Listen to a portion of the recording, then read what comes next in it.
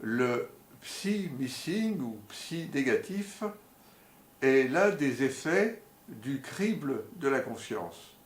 Le crible de la conscience étant une sorte de barrière qui va faire obstacle à une grande partie des perceptions du cerveau. Ces perceptions sont estimées par le docteur Newberg à 400 milliards de bits à la seconde, et nous n'en percevons consciemment que un 200 millionième, c'est-à-dire 2000 bits à la seconde. Une grande partie de ces informations sont heureusement en effet subliminales, c'est-à-dire qu'elles demeurent inconscientes, puisqu'elles sont liées au fonctionnement du corps ou à notre environnement. Par contre, une partie de ces informations serait d'une grande utilité. Alors, le psy négatif, et ça a été mis en évidence par le docteur Gertrude Schmeidler, qui était une psychologue qui enseignait à la City University de New York.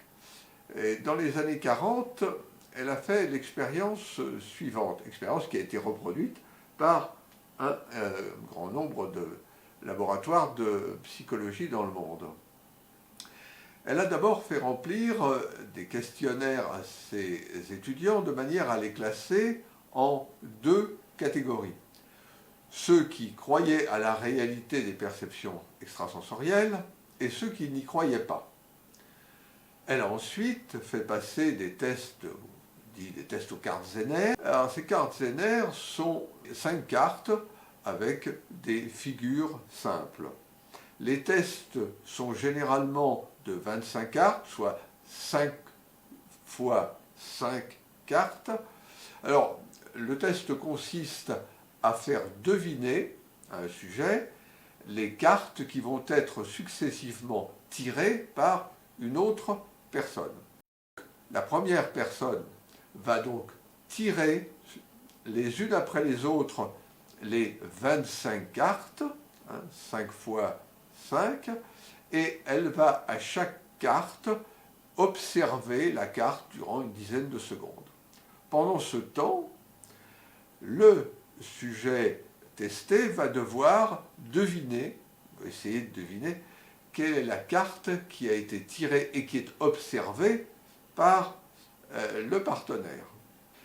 La loi des grands nombres veut qu'il y ait 5 bonnes réponses sur 25. C'est la ligne du hasard.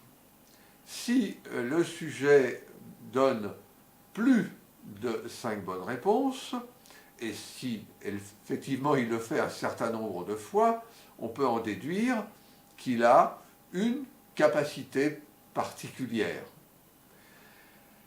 Et s'il est, disons, dans la moyenne, normalement, il doit faire 5 sur 25. Alors, là où les choses deviennent intéressantes, et c'est là ce qui est le psy-missing, c'est que Gertrude Schmeidler a observé que les sujets qui étaient classés dans la catégorie de ceux qui ne croyaient pas à la réalité du psy avaient des résultats qui étaient non pas conformes à la ligne du hasard, 5 sur 25, ce qui aurait été normal, mais qui étaient inférieurs à la ligne du hasard. Ah, ce qui est extrêmement curieux. C'est comme si, inconsciemment, voulant confirmer ou affirmer la réalité de l'absence de psy, de cette non-capacité qu'a l'esprit à percevoir de manière extrasensorielle, il faisait inconsciemment plus d'erreurs que ne le voudrait la loi des grands nombres. La réalité du psy-missing a été confirmée par une méta-analyse de Tony Lawrence de l'Université d'Édimbourg, qui a réalisé une somme, une synthèse de 73 expériences de laboratoires de psychologie différents et qui ont été publiées. Alors une méta-analyse, en quelque sorte, est une synthèse d'un grand nombre d'analyses. Nous trouvons devant un fait qui est confirmé. Alors, la conclusion de cela c'est que comme il y a toute logique à considérer que les personnes qui ont de moins bons résultats au test ont un comportement identique dans la vie, ça veut dire qu'ils doivent commettre plus d'erreurs, faire plus de mauvais choix dans leur vie quotidienne que ceux qui croient à la réalité des perceptions extrasensorielles.